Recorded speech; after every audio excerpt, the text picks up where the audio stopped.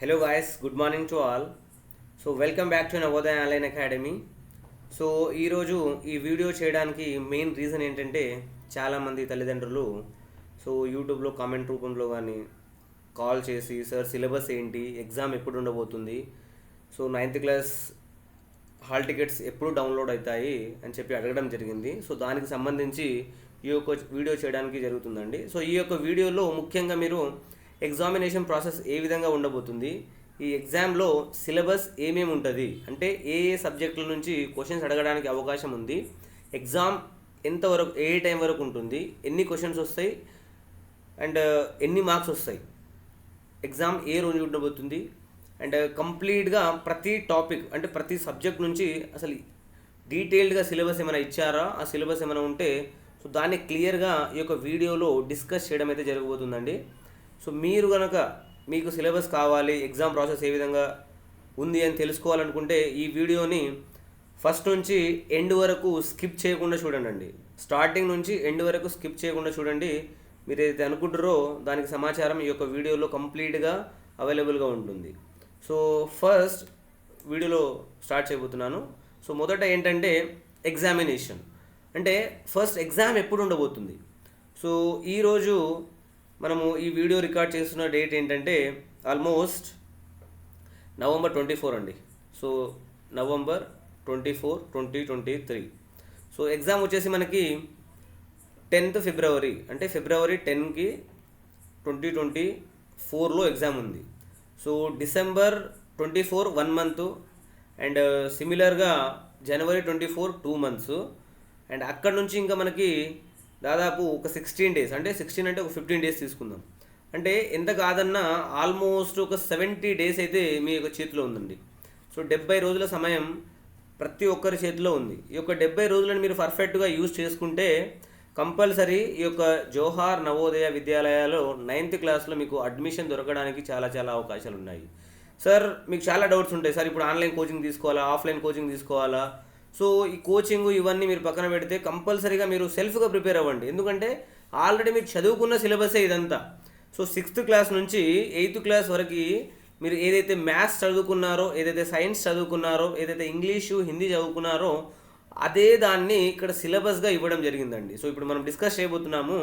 First మనకు exam వచ్చేసి 10 February 2024 రోజు ఎగ్జామ్ అయితే ఉండబోతుందండి, శనివారం రోజు పర్టికులర్గా. అండ్ జనరల్ క్యాండిడేట్స్కి ఎగ్జామ్ వచ్చేసి 2.5 గంటలు ఉంటుందండి. జనరల్ క్యాండిడేట్స్కి అంటే ఫిజికల్లీ హ్యాండిక్యాప్డ్ కాకుండా, అంటే దివ్యాంగ్ క్యాండిడేట్స్ కాకుండా నార్మల్గా ఉన్న క్యాండిడేట్స్కి 2.5 గంటల సమయం ఉంటుంది ఎగ్జామ్ రాయడానికి. 100 ప్రశ్నలకి 2.5 గంటల సమయం ఉంటుంది, అంటే దాదాపు మనకి 90 నిమిషాలు. 100 ప్రశ్నలకి 90 నిమిషాల సమయం ఉంటుంది. అండ్ ఇందులో దివ్యాంగ్కి అంటే ఫిజికల్లీ డిఫరెంట్లీ ఏబుల్డ్ క్యాండిడేట్కి 50 నిమిషాలు ఎక్స్ట్రా ప్రొవైడ్ చేయడం అయితే జరిగిందండి. నెక్స్ట్ వచ్చేసి సార్ అంటే ఎగ్జామ్ సెంటర్ ఎక్కడ పడడానికి ఛాన్స్ ఉందంటే మ్యాక్సిమము మన యొక్క డిస్టిక్లో ఎక్కడైతే మనము అప్లికేషన్ పెట్టుకున్నామో మన యొక్క రెసిడెన్స్ ఉన్న డిస్టిక్లోనే ఎగ్జామ్ సెంటర్ రావడానికి ఛాన్స్ ఉంది. ఒకవేళ అయితే మార్పులు చేర్పులు ఉంటే హాల్ టికెట్లు మనకు తెలుస్తుందండి. నెక్స్ట్ వచ్చేసి ఎగ్జామ్ మనకు హిందీలో ఇంగ్లీష్లో ఈ యొక్క 2 లాంగ్వేజెస్లో ఎగ్జామ్ అయితే ఉంది. అండ్ కంపల్సరీ మనము ఎగ్జామ్ వచ్చేసి మనకు OMR బేస్డ్ ఉందండి, అంటే మల్టిపుల్ చాయిస్ క్వశ్చన్ OMR, అంటే ఆన్లైన్ ఎగ్జామ్ కాదు, OMR షీట్ ఇస్తారు, దాంట్లో మనం పబ్లిక్ చేయాల్సింది. అండ్ ఇక్కడ composition and selection and nature of the selection test ఇక్కడ చూసుకుంటే మనకు మ్యాథ్స్ అంటే mathematics subject, general science, English, Hindi ఇలా 4 పేపర్స్ ఉంటాయండి.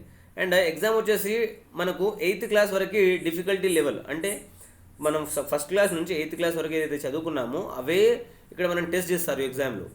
ఇంగ్లీష్ సబ్జెక్ట్ నుంచి మనకు దాదాపు 15 ప్రశ్నలు వస్తాయి. ఈ 15 ప్రశ్నలకి ఒక్కో ప్రశ్నకి ఒక్కో మార్కు చొప్పున దాదాపు 15 మార్కులు ఉంటాయండి. నెక్స్ట్ హిందీలో కూడా మనకు 15 క్వశ్చన్లకి 15 మార్కులు వస్తాయండి, అంటే ప్రతి ప్రశ్నకి ఒక్కొక్క మార్కు. సిమిలర్గా మ్యాథమెటిక్స్లో కూడా మనకి 35 ప్రశ్నలు వస్తాయి 35 మార్కులకు గాను. అండ్ సైన్స్లో కూడా 35 ప్రశ్నలకి 35 మార్కులు. టోటల్గా మనకి 100 ప్రశ్నలు వస్తాయి అండ్ 100 మార్కులకు గాను. సమయం వచ్చేసి 90 నిమిషాలండి. 90 నిమిషాల సమయానికి మనకు దాదాపు 100 ప్రశ్నలు చేయగలగాలి. అండ్ ఇందులో మీరు గుర్తుపెట్టుకోవాల్సింది ఏంటంటే ఈ లాంగ్వేజెస్, అంటే మనకి హిందీ ఉంది, ఇక్కడ ఇంగ్లీష్ ఉంది. సో వీళ్ళు ఏం చెప్పారంటే మెరిట్లో అంటే మెరిట్ ప్రకటించేటప్పుడు 3 సబ్జెక్టులను మాత్రమే తీసుకుంటారు. అంటే మ్యాథమెటిక్స్, సైన్స్ కంపల్సరీ, కానీ ఇంగ్లీషు, హిందీ అనేది ఆప్షనల్ అండి. సో అంటే ఈ 2 సబ్జెక్టులలో హిందీ, ఇంగ్లీష్లో దేంట్లో అయితే మీరు ఎక్కువ స్కోర్ చేస్తారో దాన్ని మెరిట్లోకి కన్సిడర్ చేస్తారు.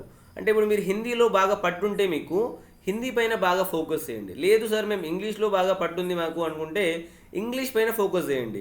కానీ మ్యాథ్స్, సైన్స్ మాత్రం కంపల్సరీ. మనకు మ్యాథ్స్లో 35 క్వశ్చన్స్ అండ్ సైన్స్లో 35 క్వశ్చన్స్, దాదాపు 70 ప్రశ్నలు ఇక్కడ నుంచి వస్తాయండి. అండ్ ఇంగ్లీష్ తీసుకుంటే ఇంకో 15 ప్రశ్నలు, 85 క్వశ్చన్స్. అంటే ఈ 85 క్వశ్చన్స్కి మనకి మెరిట్ ప్రకటించే అవకాశం ఉంది. సో మీరు ఈ 3 సబ్జెక్టులను కనుక బాగా చదివితే తప్పకుండా మీకు సీట్ రావడానికి ఛాన్స్ అయితే ఉందండి. సో మీరు సెల్ఫ్గానే ప్రిపేర్ అవ్వండి. మీ యొక్క టీచర్స్ని, స్కూల్లో వెళ్తున్నారు కదా మీరు డైలీగా, మీ యొక్క టీచర్స్ యొక్క హెల్ప్ తీసుకొని, మీ యొక్క పేరెంట్స్ కూడా వెల్ ఎడ్యుకేటెడ్ ఉంటే వాళ్ళ హెల్ప్ కూడా తీసుకొని ఒక్కసారి మీరు చదవడం ప్రారంభించండి. మనకు ఎందుకంటే ఇంకా 70 రోజుల సమయం ఉంది కాబట్టి. సో నెక్స్ట్ ఒక్కొక్క సబ్జెక్ట్లో ఉన్న సిలబస్ ఏంటి అనేది చూద్దామండి. సో ఫస్ట్ మనము ఈసారి అంటే 2024 యొక్క lateral entry syllabus, Jawahar Navodaya యొక్క సిలబస్ని చూద్దాము. ఇంగ్లీష్లో మనకు దాదాపు 15 మార్కులు ఆల్రెడీ చెప్పుకున్నాం కదా. సో ఇందులో మనకు 10 టాపిక్స్ ఇచ్చారండి. సో ఫస్ట్ టాపిక్ వచ్చేసి కాంప్రిహెన్షన్. సో కాంప్రిహెన్షన్ అనేది ఒక ప్యాసేజ్ ఇస్తారు. ఆ ప్యాసేజ్ నుంచి కింద మనకు ప్రశ్నలు ఇస్తారు, కొన్ని ప్రశ్నలు. ఆ ప్రశ్నలు చదివి ఆ ప్యాసేజ్ నుంచి మనం సమాధానం తీసుకున్న తర్వాత ఆప్షన్స్ని మనము ఏదో ఒక ఆప్షన్ కరెక్ట్ అయి ఉంటుంది. Next word and sentence. Third one వచ్చేసి స్ట్రక్చర్, స్పెల్లింగ్. ఫోర్త్ వన్ వచ్చేసి రీఅరేంజింగ్ జంబుల్డ్ వర్డ్స్. అంటే వర్డ్స్ అనేవి ఫస్ట్ వేరేది ఇస్తాడు, సెకండ్ వేరేది ఇస్తాడు, ఫోర్త్ వేరేది ఇస్తాడు. దాన్ని మనం ఏం చేయాలి అంటే ఒక అరేంజ్ చేయాలన్నట్టు, రీఅరేంజింగ్ చేయాలన్నట్టు పర్టికులర్గా. Next passivation. అంటే మనకు జనరల్గా యాక్టివ్ సెంటెన్సెస్ ఉంటాయి, ప్యాసివ్ సెంటెన్సెస్ ఉంటాయి. అంటే యాక్టివ్ని మనము ప్యాసివ్లో చేంజ్ చేయడం, అంటే ప్యాసివేషన్ కూడా మనం నేర్చుకోవాలి. అండ్ ఇంపార్టెంట్ వచ్చేసి ఇక్కడ use of degrees of comparison. అంటే మనకు డిగ్రీస్ ఆఫ్ కంపారిజన్ ఎప్పుడు వాడతాం మనం? జనరల్గా కంపారిజన్ చేసేదాన్ని డిగ్రీస్ ఆఫ్ కంపారిజన్ వాడతామండి. అంటే మన క్లాస్లో 2 స్టూడెంట్స్ ఉంటే ఇద్దరు సేమ్ క్లాస్కి చెందినవారు. సో ఎవరికి ఎక్కువ అంటే ఏ అనే పర్సను, బి అనే పర్సను. ఇప్పుడు ఏ అనే పర్సను బి కంటే బెటర్గా ఉన్నాడు అని ఎలా చెప్తాం మనం? A is better than B.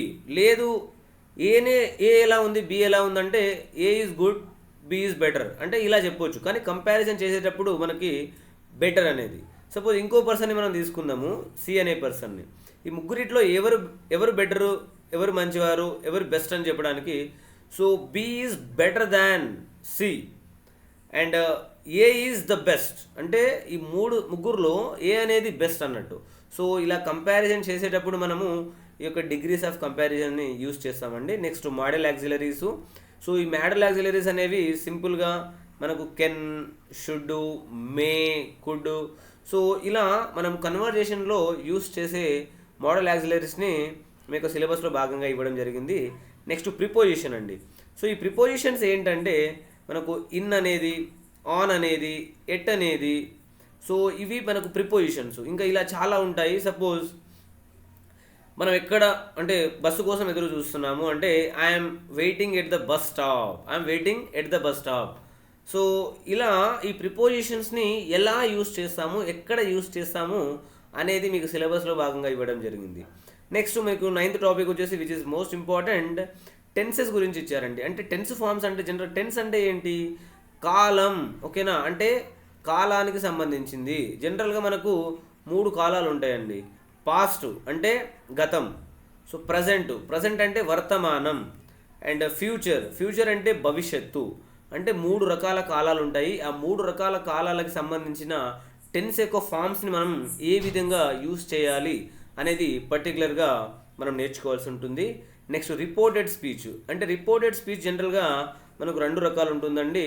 Direct speech, indirect speech. అంటే డైరెక్ట్ స్పీచ్ అంటే 2 వ్యక్తులు మాట్లాడుకునే సంభాషణని మనం డైరెక్ట్ స్పీచ్ అంటాము.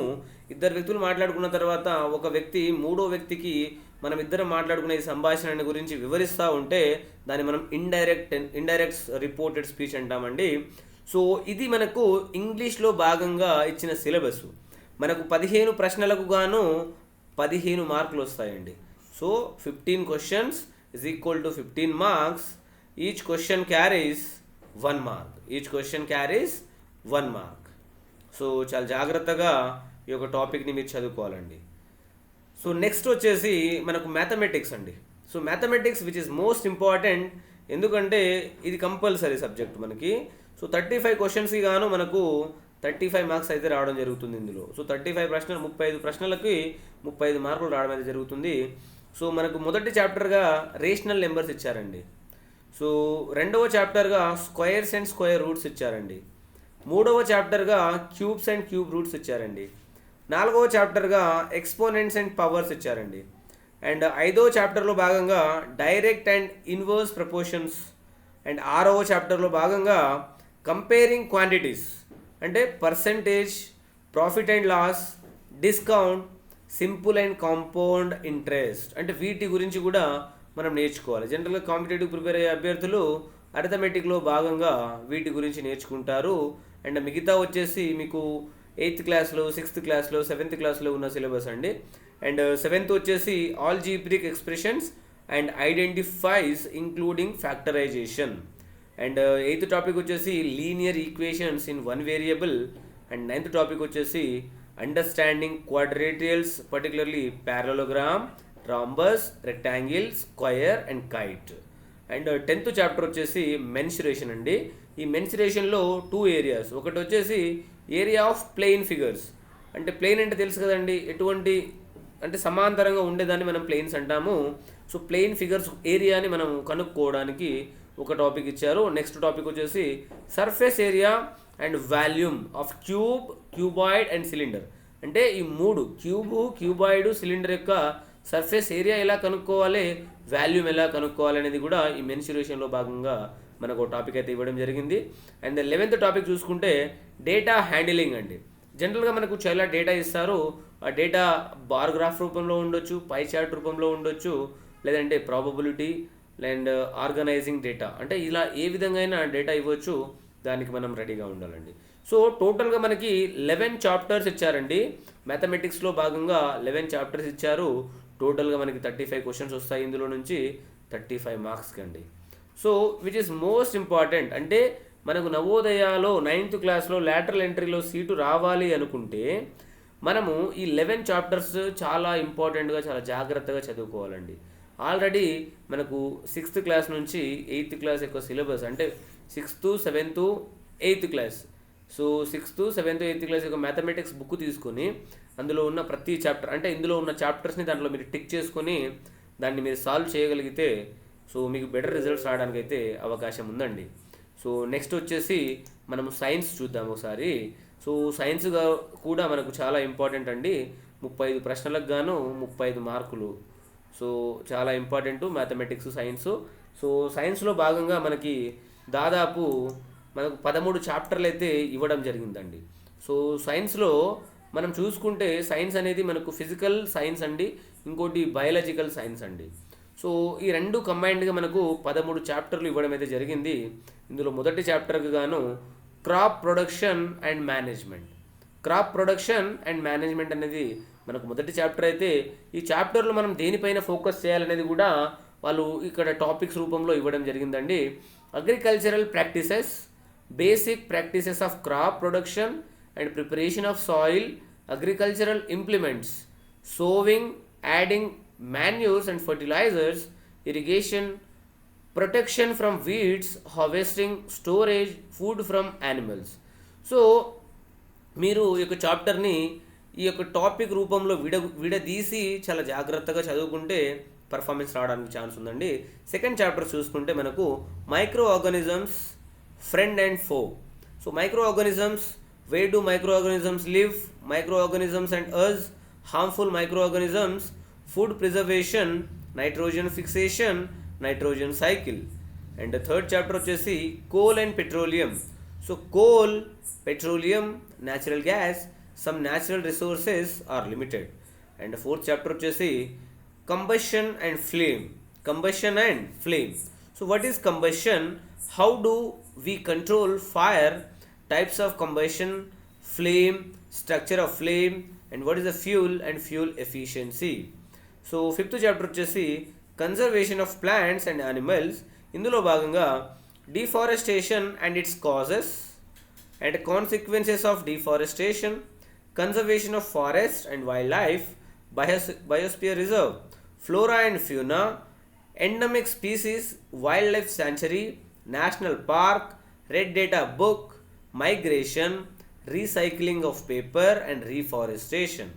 అండ్ సిక్స్త్ చాప్టర్లో భాగంగా మనం చూసుకుంటే reproduction in animals, modes of reproduction, sexual reproduction, asexual reproduction. And seventh చాప్టర్లో భాగంగా చూసుకుంటే reaching the area of adolescence, reaching the age of adolescence, not area, it's age of adolescence. So adolescence and puberty, changes of puberty, secondary sexual characters, role of hormones in initiating reproductive function, reproductive phase of life in humans, how is the sex of the baby determined, hormones other than sex hormones, role of hormones in completing the life of history, insects and frogs reproductive health. So కంప్లీట్గా మనకి ఇక్కడ reproductive గురించి ఈ యొక్క seventh చాప్టర్లో భాగంగా డీటెయిల్గా ఇచ్చారండి. సో మీరు ఒకసారి చదువుకోవాలి. అండ్ ఎయిత్ చాప్టర్లో భాగంగా మనకి force and pressure. Force a push or pull and forces are due to an interaction. Exploring forces, a force can change the state of motion. Force can change the shape of an object. Contact forces, non-contact forces, pressure exerted by liquids and gases, atmospheric. So atmospheric force. So ఇలా మనకు eighth చాప్టర్లో భాగంగా నేర్చుకోవడం అయితే జరుగుతుందండి. So ఒకసారి ninth chapter చూసుకుంటే friction. So friction, force of friction, factors affecting friction, friction A necessary evil, increasing and reducing friction, and wheels reduce friction and fluid friction. 10వ చాప్టర్లో భాగంగా చూసుకుంటే మనకు సౌండ్ అనే లెసన్ ఇచ్చారు. Sound is produced by a vibrating body, sound produced by humans, sound needs a medium for propagation, we here sound through our years, amplitude, time period and frequency of a vibration, audible and inaudible sounds, noise and music, noise and pollution. So 11th చాప్టర్లో భాగంగా chemical effects of electric current. So do liquids conduct electricity, chemical effects, electric current, electroplating. So 12th chapter వచ్చేసి some natural phenomena. So lightning, charging by rubbing, types of charges and their interaction, transfer of charge, the story of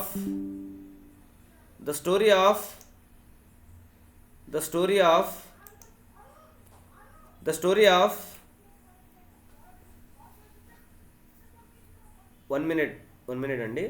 The story of lightning safety, earthquakes. And 13th chapter వచ్చేసి మనకు light అండి. ఓకేనా. 13వ chapter వచ్చేసి light అండి. So what makes things visible, laws of reflection, regular and diffusion reflection, reflected light can be reflected again, multiple images, sunlight, white colored, what is inside our eyes, care of the eyes, visually impaired persons can read and write, so what is the Braille system. So ఇక్కడ మనకు సైన్స్లో భాగంగా బయాలజీని focus చేశారు and ఫిజిక్స్ని ఎక్కువ మొత్తంలో focus చేశారు. And మీరు చూసుకుంటే మనకు 6th క్లాస్ నుంచి 8th క్లాస్ బయాలజీ, ఫిజిక్స్ని మీరు చదివితే కంపల్సరీ ఈ యొక్క చాప్టర్స్లో భాగంగా అంటే మీరు క్వశ్చన్స్ అంటే మీరు చదివేటప్పుడు మనము మల్టిపుల్ చాయిస్ క్వశ్చన్స్ని ఏ విధంగా చేయాలి అనే ఉద్దేశంతో చదవాలండి. మల్టిపుల్ చాయిస్ క్వశ్చన్ అంటే చదివింది రాయడం వేరు, మల్టిపుల్ చాయిస్ అంటే మల్టిపుల్ చాయిస్ క్వశ్చన్లో ఏమవుతుందంటే ఆల్రెడీ క్వశ్చన్ ఇస్తాడు, ఆన్సర్ కూడా ఇస్తాడు. మనం చదివింది కరెక్ట్ ఆప్షన్ని వెతుక్కోవడమే ఈ యొక్క మల్టిపుల్ చాయిస్లో మనకున్న ముఖ్యమైన వర్క్ అండి. సో ఇది అండి science, mathematics, English syllabus. And last వచ్చేసి హిందీ సిలబస్. సో హిందీలో కూడా మీకు దాదాపు 10 టాపిక్లు ఇచ్చారండి. సో ఎవరికైనా హిందీ లాంగ్వేజ్ పైన ఫోకస్ చేయాలనుకుంటే మీరు నవోదయ వెబ్సైట్లో సిలబస్ డౌన్లోడ్ చేసుకోండి, లేదంటే ఇక్కడ కూడా సిలబస్ మీకు ఉంది కాబట్టి అవైలబుల్గా ఈ వీడియోని పాస్ చేసుకొని ఈ యొక్క సిలబస్ని మీరు రాసుకోండి. అండ్ చివరగా నేను చెప్పేది ఏంటంటే మనకు 70 రోజుల సమయం ఉందండి, 70 days of time we have. And ఇందులో మనం ఫోకస్ చేసేది మెయిన్ ఏరియాస్ ఏంటంటే మ్యాథమెటిక్స్ పైన బాగా ఫోకస్ చేయాలి. అండ్ సెకండ్ వచ్చేసి సైన్స్ పైన మనం ఫోకస్ చేయాలి. అండ్ థర్డ్ వచ్చేసి ఇంగ్లీష్ పైన ఫోకస్ చేయాలండి. ఈ 3 సబ్జెక్టుల పైన ఫోకస్ చేస్తే మనకు ఆల్మోస్ట్ మనం బాగా కమాండ్ తెచ్చుకోగలిగితే ఈ యొక్క 70 రోజులలో మనము 100% ఈ యొక్క లాటరల్ ఎంట్రీలో నవోదయాలో జాయిన్ అయ్యే ఛాన్స్, మనకు అద్భుతమైన అవకాశాన్ని మనము పొందగలుగుతాం. ఎందుకంటే నవోదయాలో సీట్ రావడం అంటే అంత ఈజీ కాదండి. సో మీరు మీ యొక్క టైంని కేటాయించి దీనిపైన ఫోకస్ చేసి చదివితే డెఫినెట్గా మీరు ఆ అదృష్టాన్ని పొందగలుగుతారు. ఎందుకంటే మీకు సీట్ వస్తే ఇప్పుడు 9th క్లాస్లో ఇంటర్మీడియట్ అయిపోయే వరకు సెంట్రల్ సిలబస్ని చదివే అవకాశాన్ని మీరు పొందగలుగుతారు. సో మనకి టోటల్గా 100 క్వశ్చన్స్ ఇస్తారు, 100 మార్క్స్ గాను, అంటే ప్రతి క్వశ్చన్కి ఒక మార్కు. అండ్ వాళ్ళు మెన్షన్ చేసింది ఏంటంటే మెరిట్కి 3 సబ్జెక్టులు మాత్రమే పరిగణిస్తాము. అది ఏదైనా ఒక లాంగ్వేజు, సైన్స్, మ్యాథ్స్ కంపల్సరీ అని చెప్పి. సో అలా చూసుకుంటే మనకు దాదాపు 85 మార్క్స్కి మన యొక్క మెరిట్ ఉండబోతుంది. సో ఇక 85లో మీరు ఎంత తెచ్చుకుంటారనేది, సో చాలా ఫోకస్గా చదివితే దాదాపు మీరు 75 నుంచి 80 మధ్యలో తెచ్చుకోగలిగితే మీకు సీట్ రావడానికి బ్రహ్మాండమైన అవకాశం అయితే ఉందండి. సో ఇంకేమైనా డౌట్స్ ఉంటే కమెంట్ రూపంలో తెలియజేయండి. ఈ వీడియో నచ్చితే కంపల్సరీ షేర్ చేయండి, లైక్ చేయండి, అండ్ సబ్స్క్రైబ్ మాత్రం కంపల్సరీ చేసుకోండి. మా వీడియోస్ చాలామంది చూస్తున్నారు కానీ సబ్స్క్రైబ్ చేయట్లేదండి. అంటే వాచర్స్ చాలామంది ఎక్కువ ఉన్నారు కానీ సబ్స్క్రిప్షన్ మాత్రం చేసుకోవట్లేదు. సో సబ్స్క్రైబ్ చేసుకోండి. ఇలాంటి ఇంకా మరిన్ని ఇన్ఫర్మేటివ్ వీడియోస్ని చేయడానికి ప్రోత్సహిస్తారని అనుకుంటూ, so thank you to all